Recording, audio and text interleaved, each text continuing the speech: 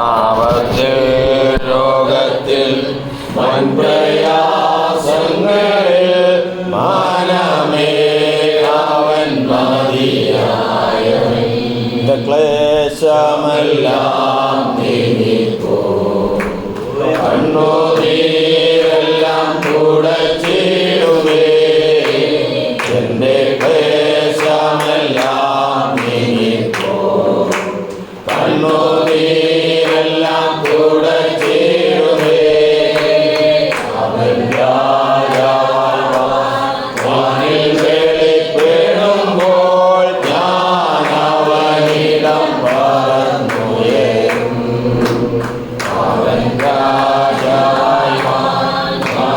വെളിപ്പെടുമ്പോൾ ഞാൻ അവനിടം പറന്നുയരും. യേശു എനിക്കു നല്ലവൻ, അവനെന്നും മതിയായവൻ. ആപത്തിൽ രോഗത്തിൽ വൻപ്രയാസങ്ങളിൽ മനമേ അവൻ മതിയായവൻ. ആപത്തിൽ രോഗത്തിൽ വൻപ്രയാസങ്ങളിൽ മനമേ അവൻ മതിയായവൻ. ക്രിസ്തുയേശുവിൻ്റെ അതിപരിശുദ്ധ നാമത്തിന് മഹത്വമുണ്ടാകുമാറാകട്ടെ. ഇന്ന് ഈ ഭവനത്തിൻ്റെ സമർപ്പണത്തിന് കടന്നു വന്നിരിക്കുന്ന ഏവർക്കും അതുപോലെ തന്നെ ഈ ഭവനത്തിലുള്ളവർക്കും ക്രിസ്തുയേശുവിൻ്റെ ധന്യമായ നാമത്തിൽ പ്രാരംഭമായി സ്നേഹവന്ദനത്തെ അറിയിക്കുകയാണ്. കർത്താവിൻ്റെ വചനത്തിലെ ഒരു വ്യവസ്ഥയാണ് ഭവനം സമർപ്പിക്കുക എന്നുള്ളത്. എന്നാൽ അത് ഒരു കൂദാശയായിട്ട് നമ്മൾ അല്ലെങ്കിൽ സക്രമന്തായിട്ട് നമ്മൾ എടുക്കുന്നില്ല. അത് ദൈവസഭയ്ക്ക് ദൈവം നിശ്ചയിച്ചിട്ടുള്ള ശുശ്രൂഷകളിൽ വിശേഷപ്പെട്ട ശുശ്രൂഷകളിൽ ഒന്ന് എന്ന് നാം അതിനെ കണക്കാക്കുന്നു. ഈ ശുശ്രൂഷയെ സംബന്ധിച്ച് പൊതുവെ സമർപ്പണം അല്ലെങ്കിൽ ഡെഡിക്കേഷൻ എന്നുള്ള വാക്കാണ് ഉപയോഗിച്ചിരിക്കുന്നതെങ്കിലും ഇതിന് ഗൃഹപ്രവേശനമെന്നും പ്രതിഷ്ഠയെന്നും രണ്ട് വാക്ക് കൊടുത്തിട്ടുള്ളത് കൊണ്ടും മറ്റു വചനങ്ങളുടെ തെളിവിനാലും നമ്മൾ ഗൃഹത്തിലേക്ക് പ്രവേശിക്കുന്ന ഒരു ശുശ്രൂഷയും അതുപോലെ തന്നെ പ്രതിഷ്ഠിക്കുന്ന ഒരു ശുശ്രൂഷയും ഇങ്ങനെ രണ്ടായിട്ട് ചെയ്യുന്നു. അതിൻ്റെ കാരണം നമുക്ക് ഇതുകൊണ്ട് നാം ഉദ്ദേശിക്കുന്നത് ഈ ഭവനത്തിൽ ഇതിൻ്റെ അധിപതിയായി, ഇതിൻ്റെ നടത്തിപ്പുകാരനായി, ഇതിൻ്റെ സകലത്തിൻ്റെയും ഉത്തരവാദിയായി കർത്താവ് ഇവിടെ ഉണ്ടായിരിക്കണം. അതിന് കർത്താവ് ഇങ്ങോട്ട് പ്രവേശിക്കണം. ഒന്നാമത്തെ നമ്മുടെ ആഗ്രഹമാണ്. നാം മുൻപ് കേട്ടതുപോലെ കർത്താവ് അനേക ഭവനങ്ങളിൽ ചെന്നിട്ടുണ്ട്. അനേക ഭവനങ്ങളിൽ അതിഥിയായിരുന്നിട്ടുണ്ട്. എന്നാൽ അതെല്ലാം ഓരോരോ സന്ദർഭങ്ങളിലാണ്. സക്കായിയുടെ കാര്യം നമ്മൾ കേട്ടു. സക്കായി തൻ്റെ ഭവനത്തിലേക്ക് കർത്താവിനെ സ്വീകരിക്കാൻ ആഗ്രഹിച്ചു എന്ന് നാം വായിക്കുന്നില്ല.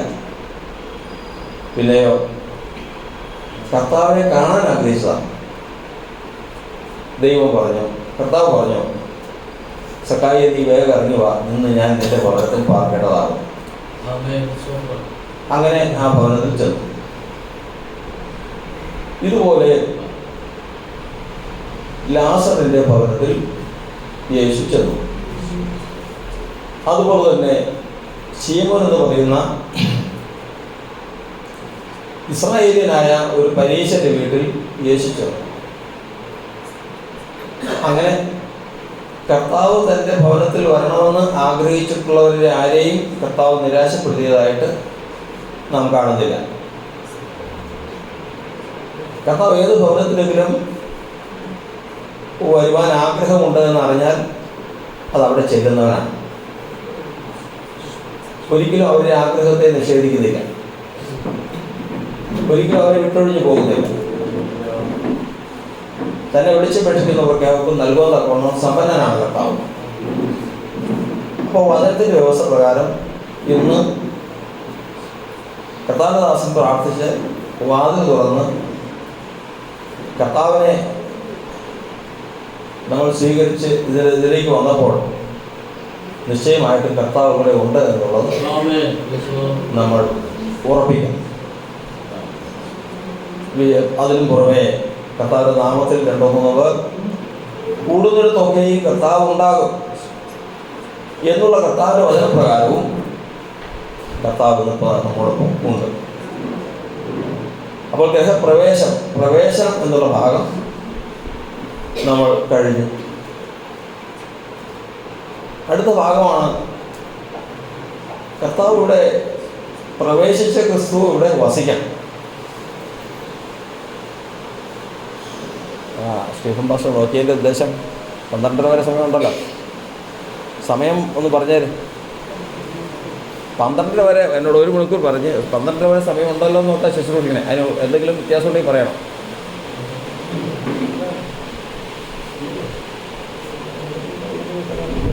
അതെ,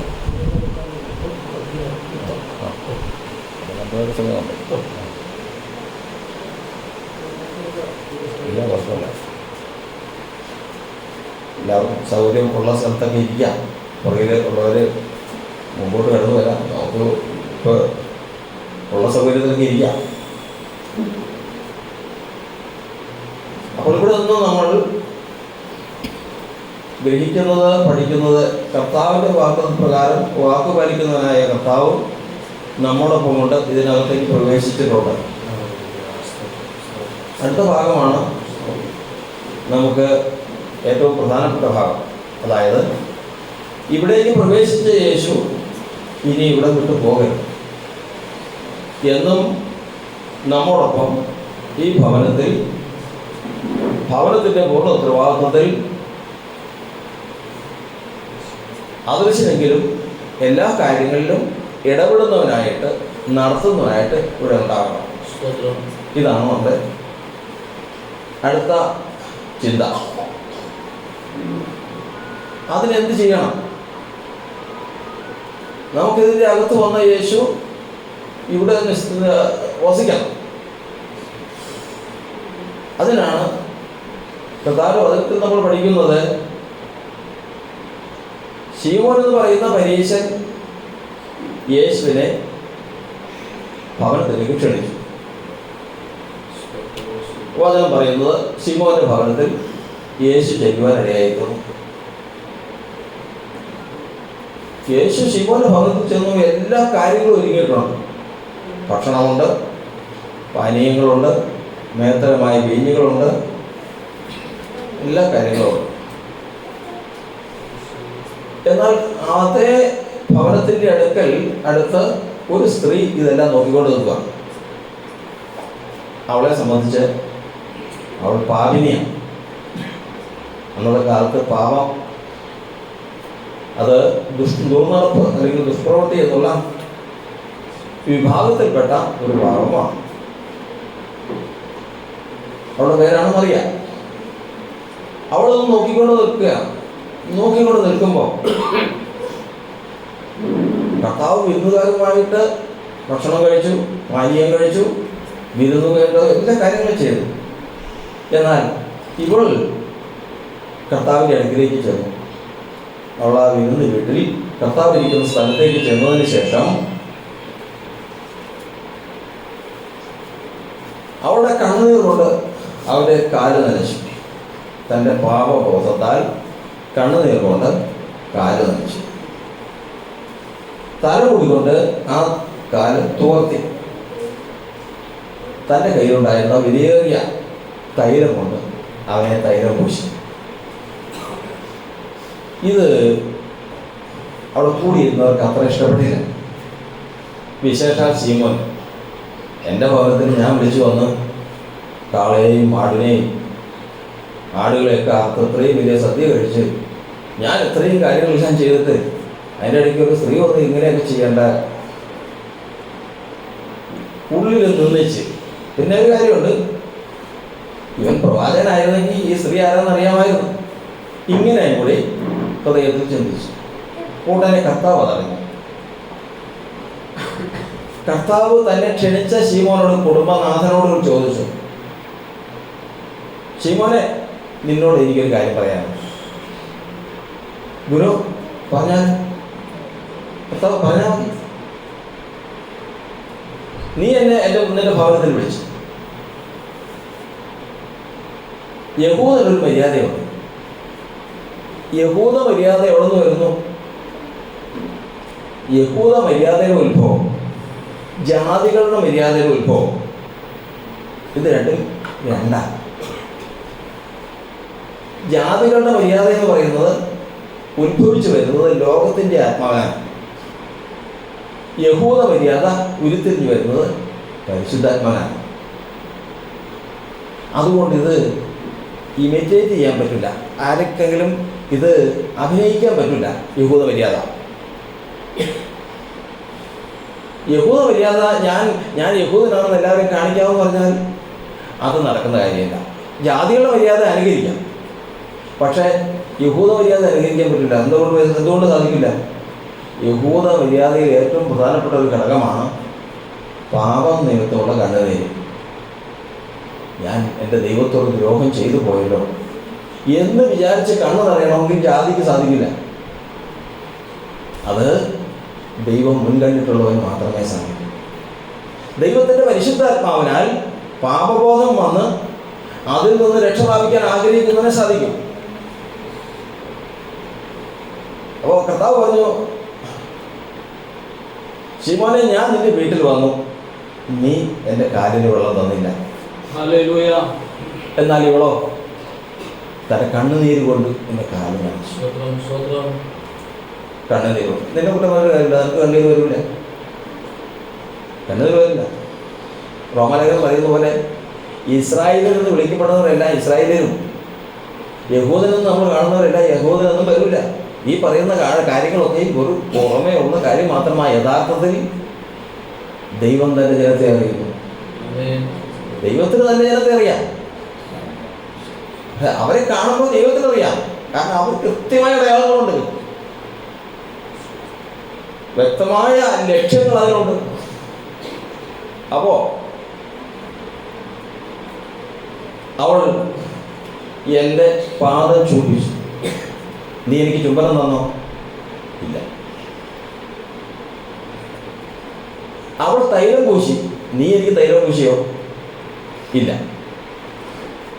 അപ്പോ ഒരു യഹൂദ മര്യാദയിൽ ഏറ്റവും പ്രധാനപ്പെട്ടതാണ്, മാനിക്കപ്പെടുന്ന ഒരു യഹൂദൻ തൻ്റെ ഭവനത്തിൽ വരികയാണെങ്കിൽ ഏറ്റവും ആദ്യം അവന് കാല് കഴുകാൻ വെള്ളം കൊടുക്കും, അവനെ ചുംബിക്കും, അവന് തൈലം പൂശും. ഇത് മൂന്നും അവൻ ചെയ്യുന്നു. ഈ മൂന്ന് കാര്യങ്ങൾ അവൻ ചെയ്തിട്ടില്ല, കാരണം അവന് ചെയ്യാൻ പറ്റില്ല. അവൻ എന്നാൽ ഏതിനാ ചെലവ്?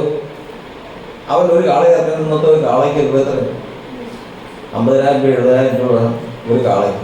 അതുകൊണ്ട് എത്ര എണ്ണത്തിന് അർത്ഥമുണ്ടെന്ന് നമുക്കറിയില്ല, എത്രമാത്രം അവിടെ ചെല്ലിയതെന്ന് നമുക്കറിയാൻ പാടില്ല. ഇവള് കൊണ്ടുവന്ന ഈ കണ്ണുനീരിനും ഈ തൈലത്തിനാണോ വില? അതാണ് കർത്താവിൻ്റെ വചനത്തിൽ നമ്മൾ കാണുന്നത്.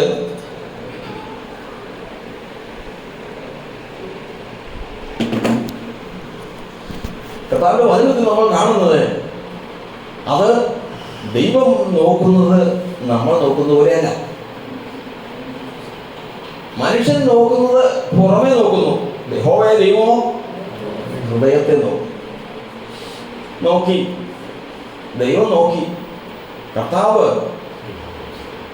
അവനെ നോക്കിയിട്ട് പറഞ്ഞു, അവൾ ചെയ്തത് കണ്ടോ? അപ്പോൾ നീ എന്നെ ഒരു ശ്രേഷ്ഠനായ യഹൂദനായി ഇന്നുവരെ കണക്കൂട്ടിയിട്ടില്ല. നിന്റെ ഭവനത്തിൽ എന്നെ വിളിച്ചു, ഞാൻ നിന്റെ ഭവനത്തിൽ വന്നു എന്നുള്ളത് ശരി തന്നെയാണ്. അപ്പോ നീ ഒരു കാര്യം മനസ്സിലാക്കണം, അവളുടെ അനേകമായ പാപങ്ങൾ മോചിച്ചിരിക്കും. ഇവനാരാ? അവൻ ഇന്നും അവൻ്റെ പാപത്തിലിരിക്കുന്നു. ദൈവത്തിൻ്റെ വചനത്തിൽ നമ്മൾ പഠിക്കുന്നത് നമ്മുടെ ഭവനത്തിൽ കർത്താവ് പോലും വരാതിരിക്കുകയില്ല. എന്നാൽ കർത്താവിനെ വിളിച്ച് നമ്മുടെ ഭവനത്തിൽ വരുത്തിയാൽ അവനോട് നിൽക്കണമെങ്കിൽ എത്ര ജനങ്ങൾക്ക് കഴിയില്ല. പിന്നെയോ യഹൂദമര്യാദ കാണിക്കണം. അതായത് സാക്ഷാൽ യഹൂദൻ, സാക്ഷാൽ ഒരു വിശ്വാസി, ദൈവത്തിന്റെ പരിശുദ്ധാത്മാവിനാൽ വീണ്ടും ജനിച്ചവൻ, അവന് സ്വതസിദ്ധമായൊരു സ്വഭാവമുണ്ട്, ആർക്കും അനുകരിക്കാൻ പറ്റാത്തൊരു സ്വഭാവം. അതാണ് സത്യവചനപ്രകാരമുള്ള ദൈവമക്കളുടെ സ്വഭാവം.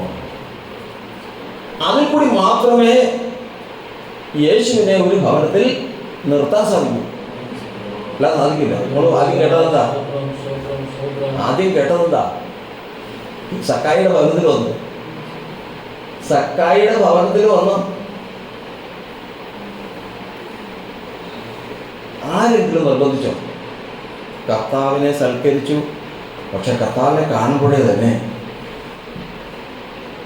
സക്കായിക്ക് ഓർമ്മ വന്നത് തൻ്റെ ഭാവമാണ്, മറിയെ പോലെ. കാരണം ദൈവം കണ്ടവനാണ്, ദൈവം മുന്നേറ്റിട്ടുള്ളവനാണല്ലോ. ഹൃദയം ചൂടായി. എൻ്റെ പാപം എപ്പോഴും എൻ്റെ മുൻപാകെ ഇരിക്കുന്നു എന്ന് പറഞ്ഞ പോലെ കർത്താവിനെ കണ്ടപ്പോഴേ തന്നെ തൻ്റെ പാപത്തെക്കുറിച്ച് ബോധം വന്നു. ആരും നിർബന്ധിച്ചില്ല, നീ അങ്ങനെയല്ല, കർത്താവ് ഒന്ന് പ്രാർത്ഥിക്കാൻ പറയടാ, തലേ കൈവയ്പ്പിക്കടാ, ഇതൊന്നും പറഞ്ഞില്ല. നേരെ ചെന്ന് കർത്താവിൻ്റെ അടുക്കലേക്ക്, കർത്താവേ ഇന്ന് ഞാൻ എൻ്റെ വസ്തുവക എന്തെല്ലാം ഉണ്ടോ അതിൽ പകുതി ദരിദ്രർക്ക് കൊടുക്കും. നിന്നോട് ആരും പറഞ്ഞോ? ഇല്ല, പറയണ്ട. കർത്താവിനെ കണ്ടാൽ മുൻകണ്ടിട്ടുള്ളവർ അത് ചെയ്യും. എൻ്റെ വസ്തുവകയിൽ പകുതി ഞാൻ ദരിദ്രർക്ക് കൊടുക്കും. രണ്ടാമത്തെ ഘട്ടം, ആരോടെങ്കിലും ഞാൻ വഞ്ചിച്ചെടുത്തിട്ടുണ്ടെങ്കിൽ, പണി എന്ന് പറയുന്നത് ഒത്തിരി ബുദ്ധിമുട്ടുള്ള പണിയാണ്. ചുങ്കം പിരിക്കുന്ന പണിയുണ്ട്. പണ്ടത്തെ കാലത്ത് ചുങ്കം പിരിക്കുന്നതിന് ചില കാര്യങ്ങളൊക്കെ ഉണ്ട്. അത് കൈക്കൂലിയുടെ ഒരു സ്ഥലമാണ്.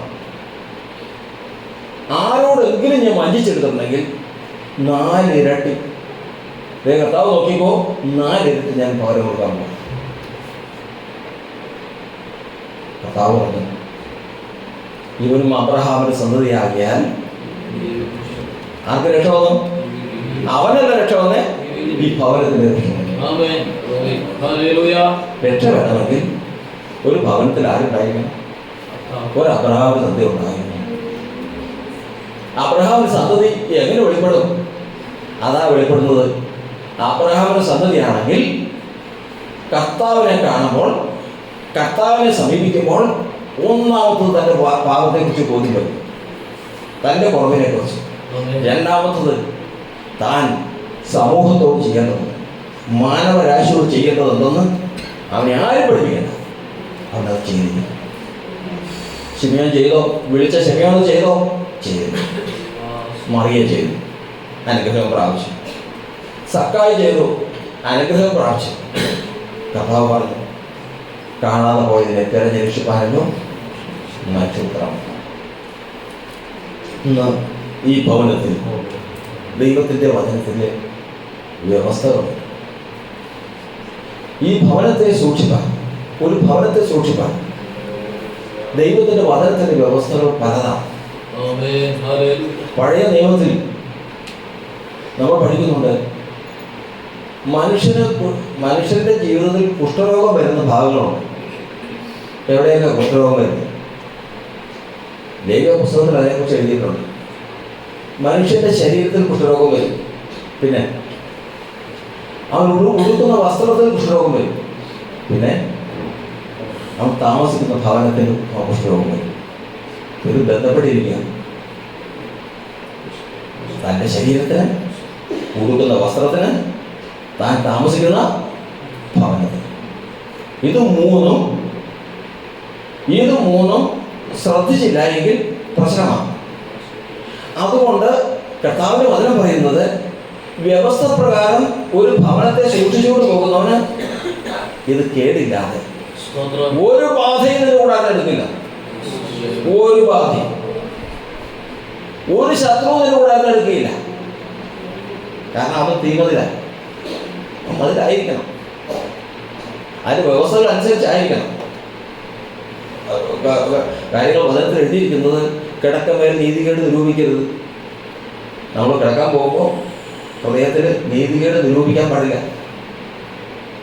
പിന്നെ പടിവാതിൽക്കൽ വെച്ച് എളിയവനെ പീഡിപ്പിക്കരുത്. പിന്നെ അതിർക്കകത്ത് ദുഷ്ടത ഉണ്ടാകാൻ പാടില്ല. അതിർക്കകത്തെങ്ങും ഒരു ദുഷ്ടത പ്രവർത്തിക്കരുത്. നീ ആ സ്ഥലത്ത്, നിന്റെ വളപ്പിനകത്ത് നീ വെച്ചിരിക്കുന്ന കെട്ടിടത്തിൽ നീ രാജാവാണ്. നിന്റെ ശരീരത്തെയും നിന്റെ കുടുംബത്തെയും നിന്റെ അതിരിനെയും സൂക്ഷിക്കേണ്ട ഉത്തരവാദിത്വം നിനക്കുള്ളതാണ്. അതുകൊണ്ടാണ് വചനം പറയുന്നത്, വഞ്ചന ചെയ്യുന്നവൻ എൻ്റെ വീട്ടിൽ വസിക്കില്ല. എൻ്റെ വീട്ടിൽ വസിക്കുന്നതാണെന്ന് വിളിക്കപ്പെട്ടവനാണെങ്കിൽ അവൻ ആദ്യം അത് മനസ്സിലാക്കണം. എൻ്റെ വീട്ടിൽ ആരൊക്കെയാണ് ഉള്ളത്? അവൻ എന്താ പണി? അവൻ എവിടെയെങ്കിലും പോയിട്ട് വരാനില്ല. നീ എവിടെ പോകുന്നു, എന്ത് ചെയ്യുന്നു, നിന്റെ പ്രവൃത്തി എന്ത്, നിന്റെ വരുമാനം എന്ത്, അതെങ്ങനെ ലഭിക്കുന്നു, അത് ദൈവമായിട്ടുള്ള ബന്ധമെന്ത്, ഇതെല്ലാം അറിഞ്ഞിരിക്കണം. യശയ്യാപ്രവചനത്തിൽ എഴുതിയിരിക്കുന്നത്, എളിയവരോട് കവർന്നെടുത്തത് നിന്റെ ഭവനത്തിലുണ്ടാകാൻ പാടില്ല. അപ്പോൾ ഇങ്ങനെ വ്യവസ്ഥകളാണ്, മുഴുവൻ വ്യവസ്ഥകളാണ്. മറ്റൊന്ന്, ഞാൻ എൻ്റെ വീട്ടിൽ നിഷ്കളങ്ക ഹൃദയത്തോടെ പെരുമാറും. ഇത്രയും ഇങ്ങനെയുള്ള കാര്യങ്ങളെല്ലാം സൂക്ഷിച്ചാൽ, ഇത് എന്തിനാണെന്നറിയാം ഇത് സൂക്ഷിക്കുന്നത്? മുമ്പ് പ്രസിഡന്റ് വരുന്നു പറഞ്ഞ് ഒരു അറിയിപ്പുണ്ടായി. എന്തെല്ലാം ഒരുക്കങ്ങളായി എറണാകുളം പട്ടണത്തിൽ. അത് മുഴുവൻ ബാരിക്കേഡ് കൊണ്ട് കെട്ടി മുഴുവൻ ഒരുക്കങ്ങളാണ്. ആകാംക്ഷയോടെ എല്ലാവരും നോക്കി നിൽക്കുക. ഇതുപോലെയാണ് ഒരു യഹൂദൻ്റെ ഭവനം. അവൻ എന്തിനു വേണ്ടി നോക്കിയിരിക്കുക? 101 സങ്കീർത്തനം 2 വാക്യം പറയുന്നത്, യഹോവേ, ഞാൻ നിഷ്കളങ്ക മാർഗത്തിൽ ശ്രദ്ധ വയ്ക്കും. ഞാൻ എൻ്റെ വീട്ടിൽ നിഷ്കളങ്കതയോടെ പെരുമാറും. എപ്പോൾ നീ എൻ്റെ അടുക്കൽ വരും? രാജാധി രാജാവും കർത്താധി കർത്താവും സകലത്തിൻ്റെയും ഉടയവൻ എൻ്റെ ആയുഷ്കാലത്ത് ഒരു ദിവസമെങ്കിലും എൻ്റെ ഭവനത്തിൽ വരുമെന്നുള്ളത് ഒരു യഹൂദൻ്റെ പ്രത്യാശയാണ്. ഇത് തന്നെ നമ്മുടെ പ്രത്യാശ എന്നുള്ള യഹൂദൻ എന്ന് പറഞ്ഞ് മാറണ്ട.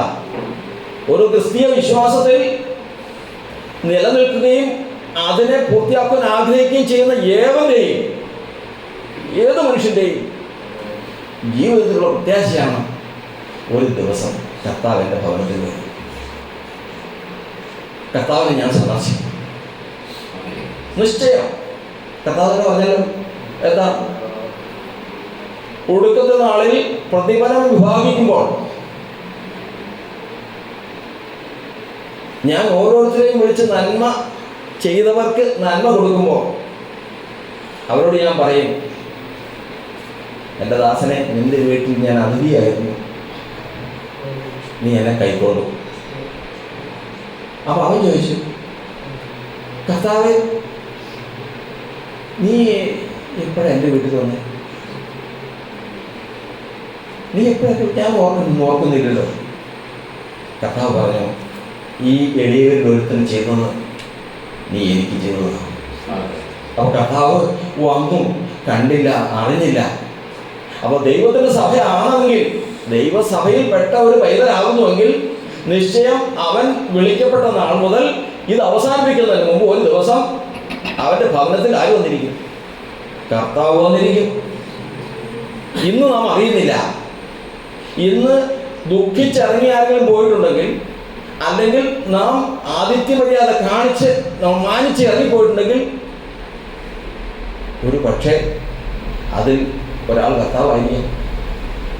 ഇത് ഈ അറിയാവുന്ന യഹൂദൻ തൻ്റെ പടിവാതിൽക്കൽ ആരെങ്കിലും കണ്ടാൽ ഭയത്തോടുകൂടിയേ കണ്ടാൽ ചിലപ്പോൾ ഇഷ്ടക്കാരനാണ്, വസ്ത്രമൊന്നും ശരിക്കില്ല, ഭക്ഷണമൊന്നും ശരിക്കും കഴിച്ച ലക്ഷണമില്ല.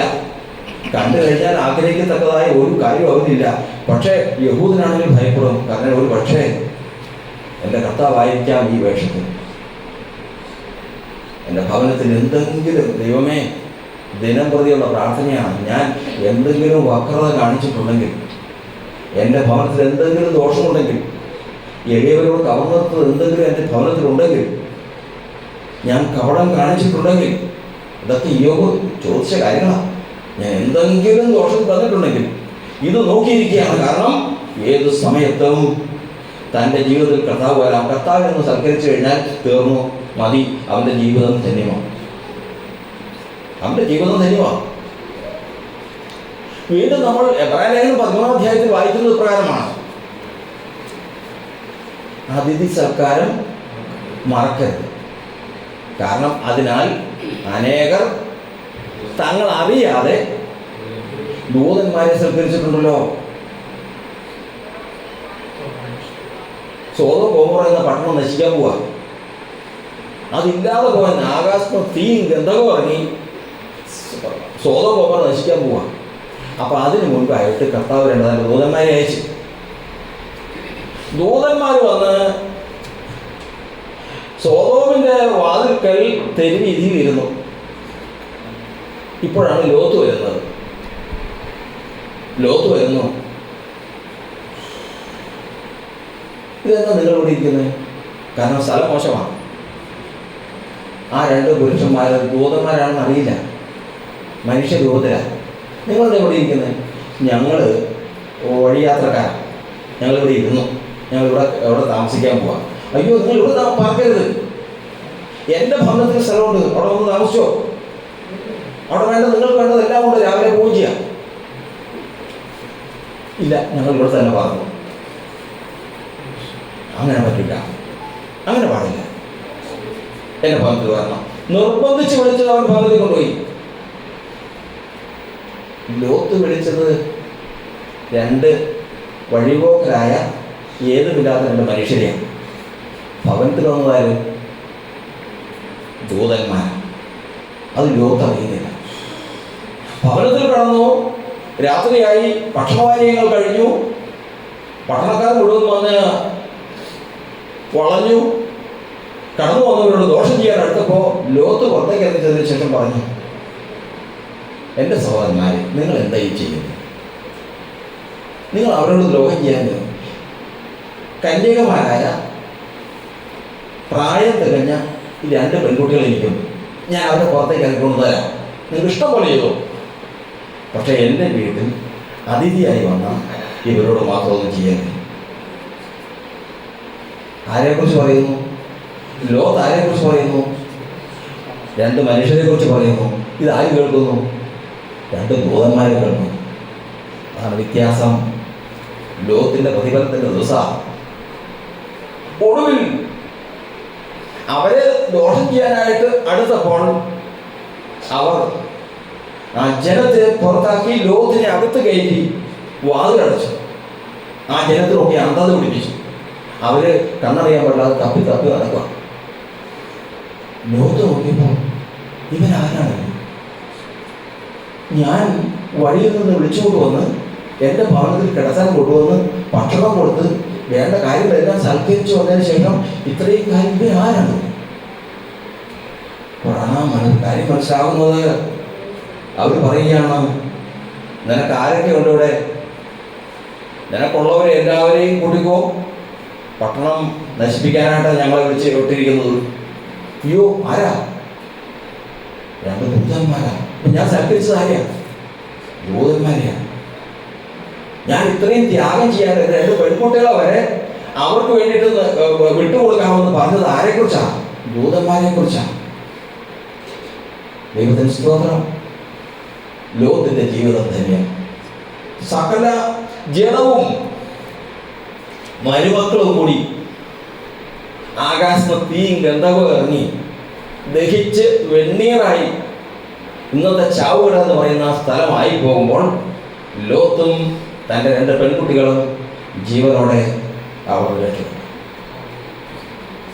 ഇന്ന് കർത്താവിൻ്റെ വചനം നമ്മെ പഠിപ്പിക്കുന്നത് ഈ ഭവനം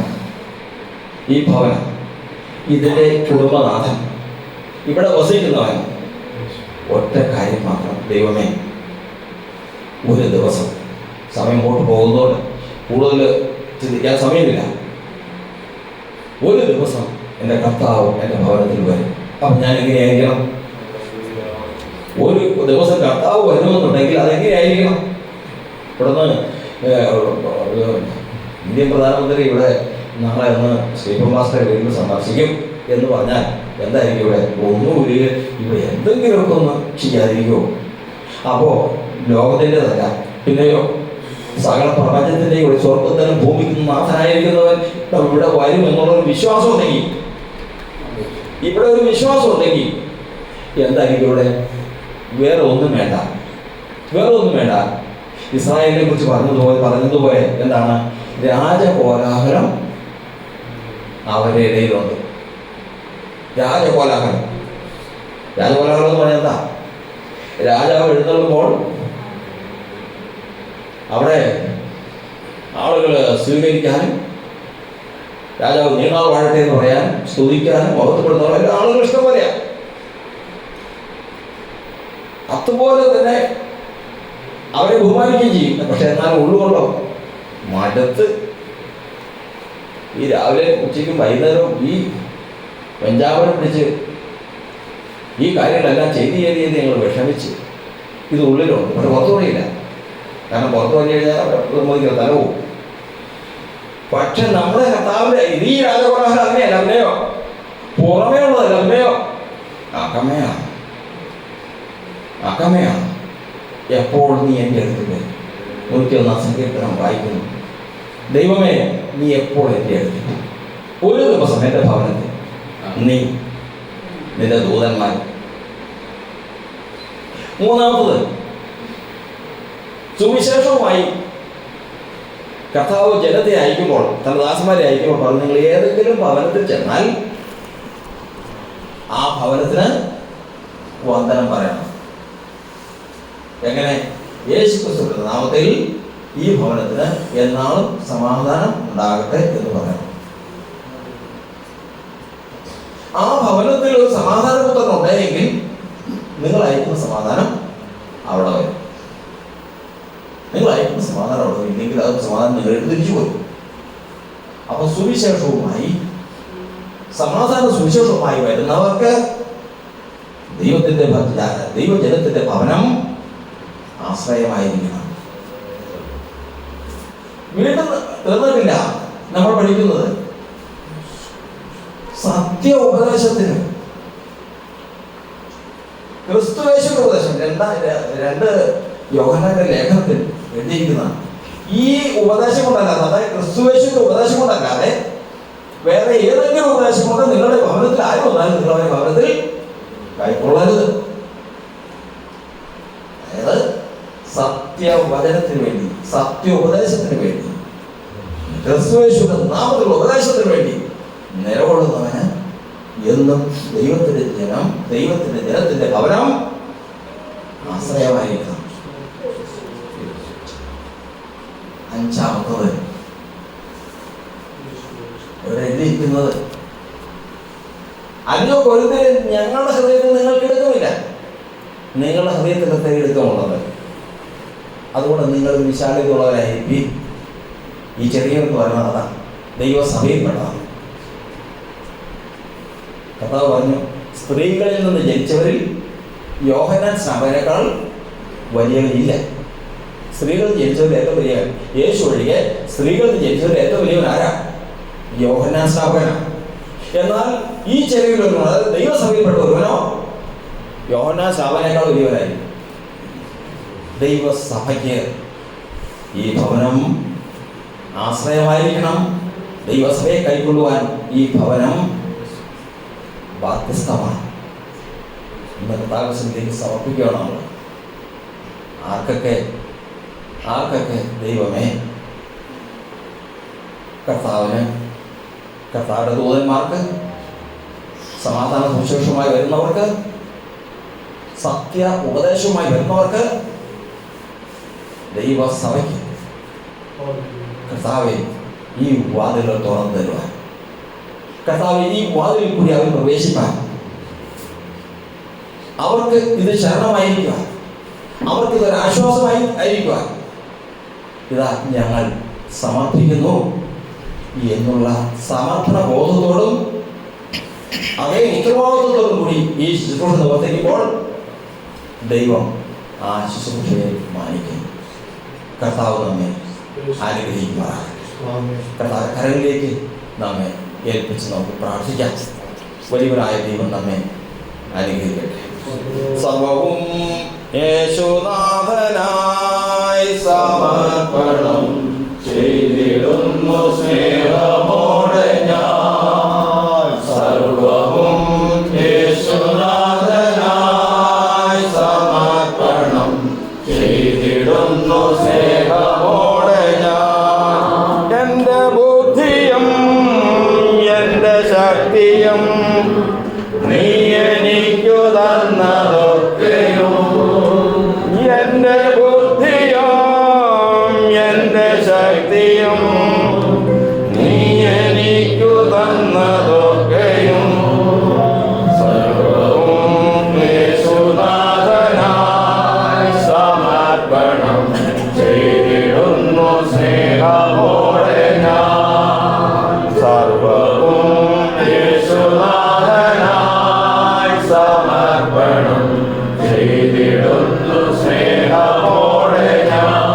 എൻ്റെ ആയുസ്സും എൻ്റെ ഭാവിയും നീ എനിക്കു തന്നതൊക്കെയും, എൻ്റെ ആയുസ്സും എൻ്റെ ഭാവിയും നീ എനിക്കു തന്നതൊക്കെയും സർവവും യേശുനാഥനായി സമർപ്പണം ചെയ്തിടുന്നു സ്നേഹമോടെ ഞാൻ. സർവവും യേശുനാഥനായി സമർപ്പണം ചെയ്തിടുന്നു സ്നേഹമോടെ ഞാൻ. എൻ്റെ ഭവനം എൻ സ്തുതികളും നീ എനിക്കു തന്നതൊക്കെയും, എൻ ഭവനവും എൻ സ്തുതികളും നീ എനിക്കു തന്നതൊക്കെയും സർവവും യേശുനാഥനായി സമർപ്പണം ചെയ്തിടുന്നു സ്നേഹമോടെ ഞാൻ.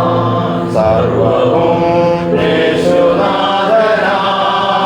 സമർപ്പണം ചെയ്തിടുന്നു സ്നേഹമോടെ ഞാൻ. നമുക്ക് ഇന്നത്തെ ശുശ്രൂഷയുടെ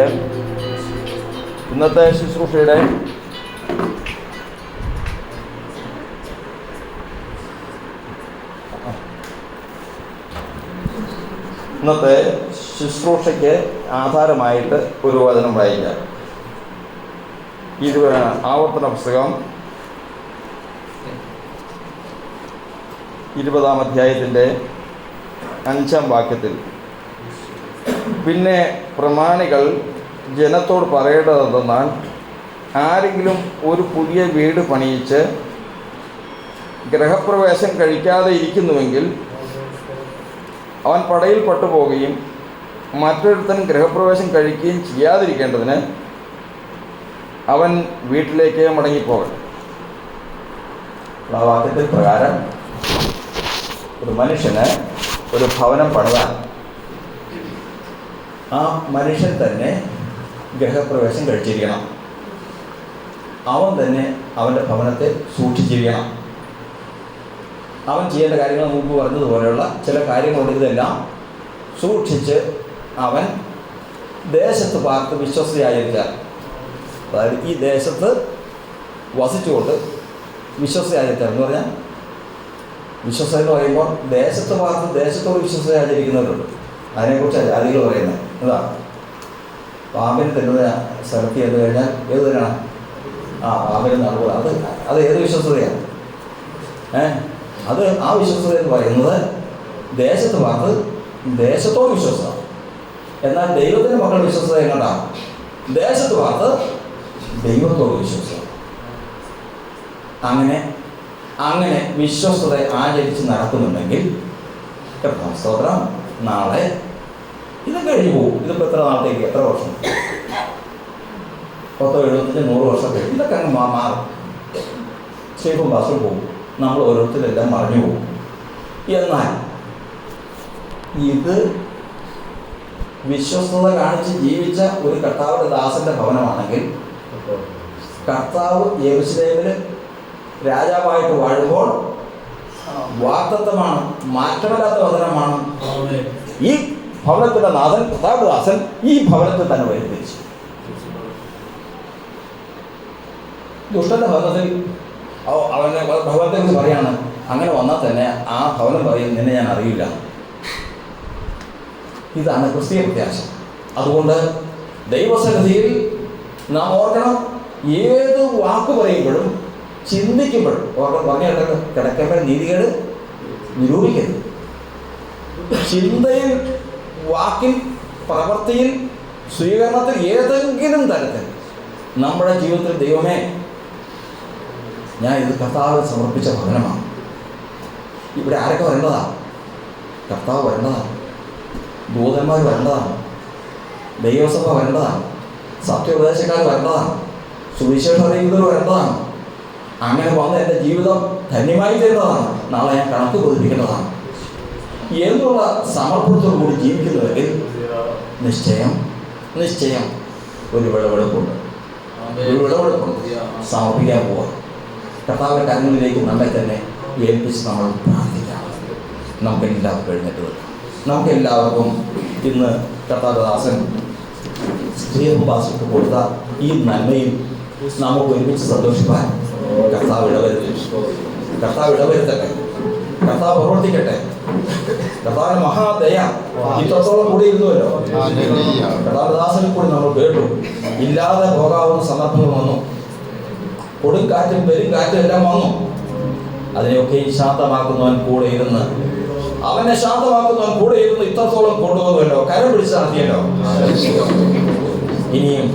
ഇനിയും മറ്റൊന്നല്ല, ഇവിടെ പാർത്തുകൊണ്ട് ഈ ഭവനം നിത്യത വരെയും കർത്താവിന്റെ രാജ്യത്തിൽ വരെയും അത് നിലനിൽക്കാൻ തക്കവണ്ണം ദൈവത്തിന്റെ വചനം ദാവീദിനോട് പറയുന്ന പോലെ, യഹോവ നിനക്ക് സ്ഥിരമായൊരു ഭവനം പണിയും. ഈ ഭവനം നമ്മൾ പണിതു സ്ഥിരമാക്കുന്നത് ദൈവമാകുന്നു. ഈ ഭവനം നാം പണിതു സ്ഥിരമാക്കുന്നത് കർത്താവാകുന്നു. ക്രിസ്തുയേശുവിന്റെ ധന്യമായ നാമത്തിൽ നമുക്ക് കരങ്ങളിലേക്ക് ഏൽപ്പിച്ച് പ്രാർത്ഥിക്കാം. ഹല്ലേലൂയ, സ്തോത്രം, സ്തോത്രം. പോയി ഒരു വാക്ക് പ്രാർത്ഥിക്കാം.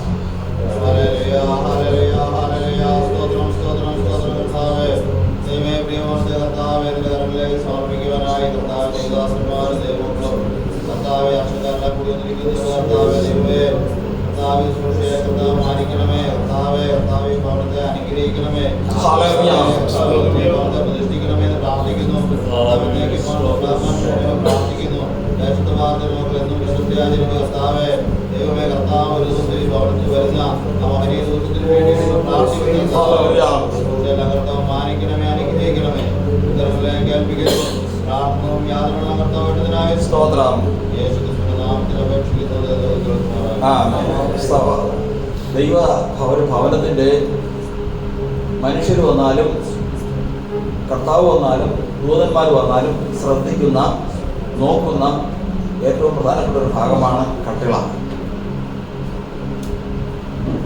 ദൈവത്തിൻ്റെ വചനം പ്രവചന പുസ്തകത്തിൽ പറയുന്നത്, ഏത് കട്ടിള നോക്കിയാലും അവിടെ ഒരു അടയാളം ഉണ്ടാകും. പ്രത്യേകിച്ച് ജാതികളുടെ നമുക്ക് കാണാമല്ലോ, ഏതെങ്കിലും തരത്തിൽ അവർ ആരാധിക്കുന്ന ദൈവത്തിൻ്റെ ഫോട്ടോയോ ഏതെങ്കിലും തരത്തിലുള്ള ഒരു ഗ്രഹമോ ഏതെങ്കിലും ഇന്നൊരു അടയാളം അവിടെ ഉണ്ടാവും. അതാണ് ദൈവത്തിൻ്റെ പറയുന്നത്, നമുക്കുള്ള അടയാളം. ഇസ്രായേൽ ജനത്തെ സംഹരിക്കാൻ വന്നപ്പോൾ കട്ടിളയിൽ കണ്ട രക്തം വിട്ടൊഴിഞ്ഞ കുഞ്ഞാടിന്റെ രക്തമാണ് നമ്മുടെ അടയാളം. കർത്താദാസന കട്ടിളയിൽ പിടിച്ചോളണം എന്ന് തൊട്ടാളോ. ബാക്കി സഭാശുശ്രൂഷനല്ലേ കട്ടിളയിൽ, മെയിൻ കട്ടിളയിൽ.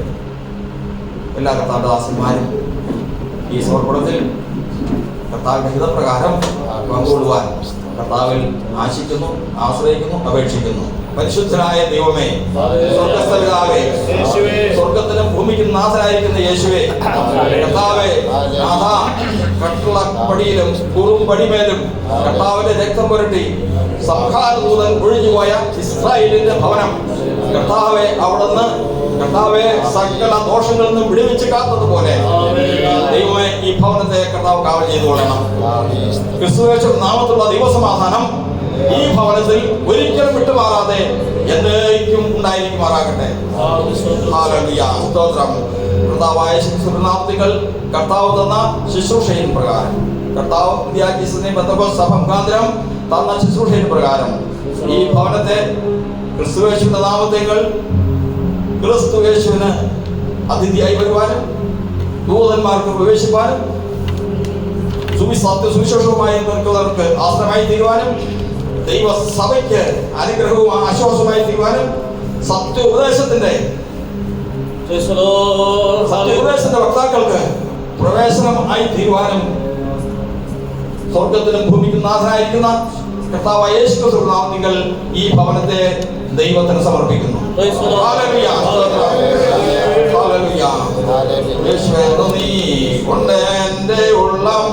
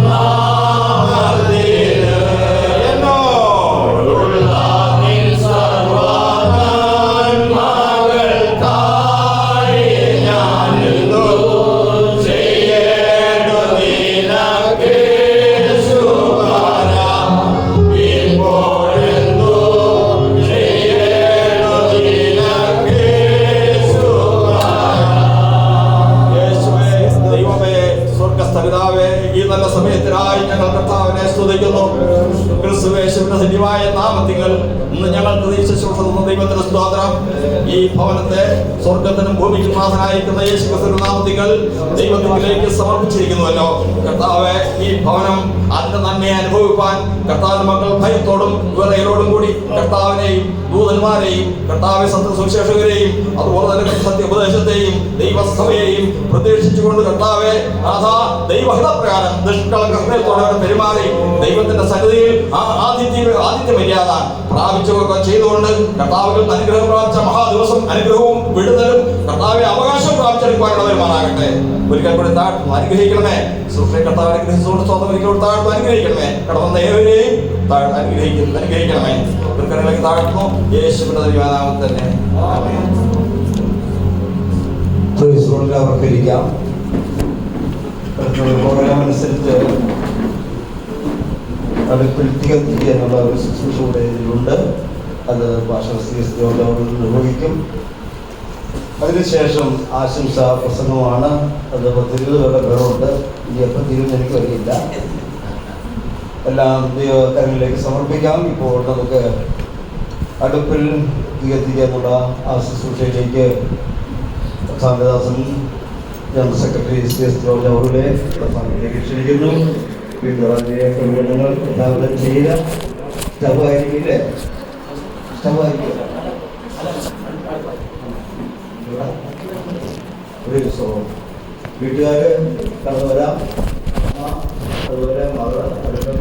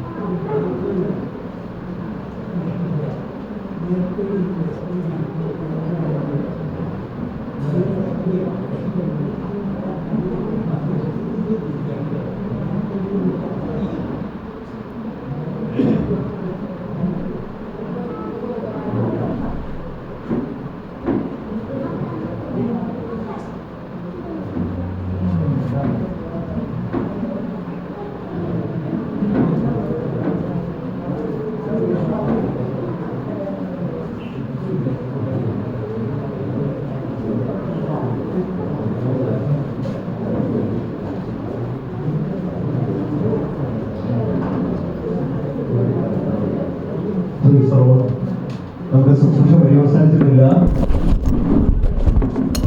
നമ്മുടെ ഭവനത്തിലെ പ്രിയദാസൻ 2:15 വരെയാണ് സമയം വെച്ചിരിക്കുന്നത്. ഉള്ളിൽ തന്നെ നിർത്താൻ താല്പര്യപ്പെടുകയാണ്. തുടർന്ന് ആശംസ പ്രസംഗത്തിലേക്കുള്ളത് ഇവിടെ നൽകിയിരിക്കുന്ന 1 മിനിറ്റ് വീതമാണ്. അതിൻ്റെ പേര് ഞാൻ ആദ്യം പറയാം. Pastor Baby Kumbalakuka, pastor K Daniel, pastor Seenu, pastor A J. Jacob, pastor A J. Mathew, pastor Vijay Joseph, pastor Saji Samuel, pastor Vinod, pastor E. Reji, pastor Johnson, അതുപോലെ pastor Justin, pastor K P. Rajan, pastor C S. George എന്നിവരാണ് ഇവിടെ നൽകപ്പെട്ടിരിക്കുന്നത്.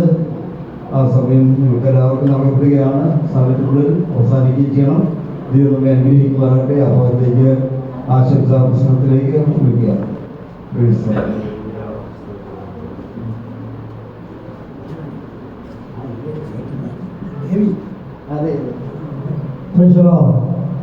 നിയമിതമായിരിക്കുന്ന ഈ മഹാസമ്മേളനത്തിനായി ഞാൻ ദൈവത്തെ സ്തുതിക്കുന്നു. യോഗത്തിൽ അധ്യക്ഷനായിരിക്കുന്ന വിലപ്പെട്ട കർത്തദാസൻ, മറ്റ് കർത്തദാസന്മാർ, എല്ലാ പ്രിയപ്പെട്ടവർക്കും കർത്താവായ യേശുവിൻ നാമത്തിൽ എൻ്റെ വന്ദനം അറിയിക്കുന്നു. ഈ ഭവനം ഇതിനെ ഇവിടെ തീർക്കുവാൻ ദൈവനാധിപത്യത്തിൽ കൊണ്ടുവരുന്നു. ബുദ്ധിയുള്ളവരുടെ പണിയായി തന്നെ നമുക്കിതിനെ കാണാം. പാറയുടെ അടിസ്ഥാനമായിട്ടുള്ളത്.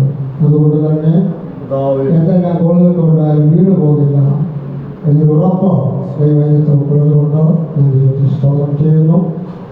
ഞാൻ എൻ്റെ വീട് കുമ്പളാകുകയാണ്. എനിക്ക് വീടുമായിട്ട് ബന്ധമൊക്കെ ഉണ്ട്. മിക്കവാറും ഞാൻ വരും. ഈ ഭവനത്തിൻ്റെ പണി തുടങ്ങിയ നാൾ മുതൽ മിക്കവാറും വന്ന് പ്രവർത്തിക്കും. കിണറിന് അല്പം പ്രശ്നമുണ്ടായിരുന്നു. ആ സമയത്തും ഇവിടെ വരികയും പ്രാർത്ഥിക്കുകയും കാര്യങ്ങളൊക്കെ ചെയ്തു. എനിക്ക് ഇതിൻ്റെ അവസരം ഒരുക്കി തന്ന രാജ്യപാത്രമായ വലിയ അറിയിക്കുന്നു. ദൈവത്തിനുവായിരിക്കുമ്പോൾ ഒരു പ്രവചന 3 വാക്യങ്ങൾ പ്രവചനമായിട്ട് ഞാൻ പറയുന്നു. ഭയപ്പെട്ട് അവരുടെ കൽപ്പനകളിൽ ഏറ്റവും ഇഷ്ടപ്പെട്ട മനുഷ്യൻ ഭാഗ്യവാൻ. ഒരു ഭാഗ്യമാണ് എന്ന് പറയുന്നത് പ്രവചന വാക്യമാണ്, സംഭവിക്കുവാനുള്ളതാണ്. അവൻ്റെ സന്തതി ഭൂമിയിൽ ബലപ്പെട്ടിരിക്കും. നേരുള്ളവരുടെ തലമുറ അനുഗ്രഹിക്കും. ഐശ്വര്യവും സമ്പത്തും അവൻ്റെ വീട്ടിൽ ഉണ്ടാവും. ആ നിലയിൽ തന്നെ പ്രിയ രാജോപാസ്തരെ സ്വർഗത്തിലെ ദൈവം വരുന്നതായവരെ അത് ചെറിയ ഭവനമായിരിക്കും ഞാൻ ബന്ധപ്പെട്ടിട്ടുണ്ട്. കാരണം ചുറ്റുപാടുമൊക്കെ ഒത്തിരി പ്രിയപ്പെട്ടവരെ ബന്ധുക്കൾ എനിക്കുള്ളതുകൊണ്ട് ഈ സ്ഥലത്തെ കണ്ടുവരാതിരിക്കാൻ പറ്റില്ല. ആ നിലയിൽ തുടർന്നും ഇവിടെ വന്ന് പ്രാർത്ഥിക്കുകയും ദൈവം ചാരിക്കുകയും ചൂടുകയും ഒക്കെ ചെയ്യും. അതിനുള്ള ഇടമുള്ളത് കൊണ്ട് ഞാൻ എൻ്റെ വാക്കുകളിൽ നിന്ന് ഇപ്പോൾ ഇരിക്കുന്നു. സമയങ്ങളിലൊക്കെവല്ലോ ആമേൻ. എന്നോട് പറഞ്ഞൊരു കാര്യമുണ്ട്, എന്നെ മാനിക്കണമെന്നെ ഞാൻ മാനിക്കും. പക്ഷെ അത് ഭരിച്ചില്ല. മറ്റൊന്നാണ് എതിരെ കുടുംബത്തിൽ സംഭവിച്ചിട്ടുണ്ടെങ്കിൽ ദൈവം മാനിക്കുവാനുള്ളവരെന്നും ദൈവം പഠിക്കുന്നുണ്ട്. യോഹന്നാൻ 12:26 എനിക്ക് ശൂഢ ചെയ്യുന്നവൻ എന്നെ അനുഗമിക്കട്ടെ. എനിക്ക് ശൂഢ ചെയ്യുന്നവൻ എൻ്റെ പിതാവ് മാനിക്കും. എൻ്റെ പിതാവ് മാനിക്കുന്നവനെ ഞാൻ ഇരിക്കുന്നിടത്ത് ഇരുത്തും. പിന്നെ മനോഹരമായ ഭവനം കൊടുത്തതിനായി എല്ലാവരും കൈപ്പണിയാണ്. ഇത് അഴിയും. എന്താ കൈപ്പണി അല്ലാത്തതുകൊണ്ട് നിത്യഭവന സുഖത്തിൽ ആ മാന്യത ലഭിക്കണം. വീട് കിട്ടിയത് പറഞ്ഞത് കൊണ്ട് ആ വീട് കിട്ടാതെ പറഞ്ഞത് സുഖം എന്നെ ഞാൻ ഓർപ്പിച്ചുകൊണ്ട് എൻ്റെ സമയം അനുവദിച്ച എല്ലാവരും വളരെ വലിയ ആശംസകൾ അറിയിച്ച് ഞാൻ സ്വീകരിക്കുന്നു. ആമേൻ ആമേൻ. ഹല്ലേലൂയ. ദൈവനാമത്തിന് മഹത്വം ഉണ്ടാവട്ടെ. ഈ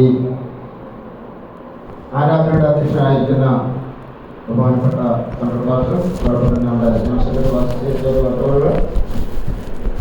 ഞങ്ങൾ ട്രഷറർ ഭാഷ വേദി ജോർജ് അവരുടെ ഫസ്റ്റ് മറ്റേ പ്രഫുദാസന്മാർ, അബ്ദുദാസന്മാർ, ഇവിടെ കടന്നു വന്നിരിക്കുന്ന സഭാവിശ്വാസികൾ, പ്രാഥമിക ചർച്ചക്കാർ, ദേശക്കാർ എല്ലാവർക്കും ക്രിസ്തുയേശു പ്രത്യേകിച്ച് ഭവനം സ്റ്റീവൻ പാസ്റ്റർ അവരുടെ ഭവനം എല്ലാവർക്കും ക്രിസ്തുയേശുവിന്റെ തന്നെ നാമത്തിൽ സ്നേഹബന്ധത്തെ ചെറുതിൽ അറിയിക്കുന്നു. അതോടൊപ്പം തന്നെ ഈ സഭയുടെ ശുശ്രൂഷ ഈ ജോസഫ് പാസ്റ്റർ അവരുടെ എല്ലാവർക്കും ക്രിസ്തുയേശുവിന്റെ തന്നെ നാമത്തിൽ എൻ്റെ സ്നേഹവന്ദനത്തെ ചെറുതിൽ അറിയിക്കുകയാണ്. കർത്താവ് നമ്മെ എല്ലാവരും ഒന്ന് താളമായിട്ട് അനുഗ്രഹിക്കുകയും അവിടുന്ന് ശിലായിലേക്ക് മാറട്ടെ. ക്രിസ്തുയേശുവിൽ പ്രാർത്ഥിച്ചതിന്റെ പരിണതപരമായിട്ട് ഈ ഭവനം അതേ ഭൂമിയിൽ നമുക്ക് പാർപ്പാൻ തക്കവണ്ണം കർത്താവിന് സ്തോത്രം. അതേ ഒരു ഭവനം പണിയുവാൻ തക്കവണ്ണം അതേ ദൈവനാകുന്ന ദൈവം നമുക്ക് ഇവിടെ സഹായിച്ചു. കൃപയാൽ കർത്താവ് യേശുവിന്റെ നാമത്തിൽ ആ ഭവനത്തെ കർത്താവിലേക്ക് അതേ സമർപ്പിക്കുവാൻ തക്കവണ്ണം സ്വർഗത്തിലെ ദൈവം അവിടുന്ന് സഹായിച്ചു. എന്നാൽ നമുക്ക് വേണ്ടി നമ്മുടെ ഹരിമനാഥനാകുന്ന കർത്താവ് നമുക്ക് ഭവനം പണിയുന്നുണ്ട്. ആ ഭവനം അതെ എത്ര ശ്രേഷ്ഠം എന്ന നമ്മൾ അറിയുകയാണ്. അതേ ഭൂമിയിൽ അതേ പാർവയിൽ അടിസ്ഥാനമിട്ട് പണിത ഭവനം എന്നും നിലനിന്നു എന്ന് ആ ദൈവത്തിന്റെ തിരുവഴുത്തിൽ അവിടെ കാണുകയാണ്. രണ്ട് ഭവനത്തെ കുറിച്ച് കാണുന്നുണ്ട്.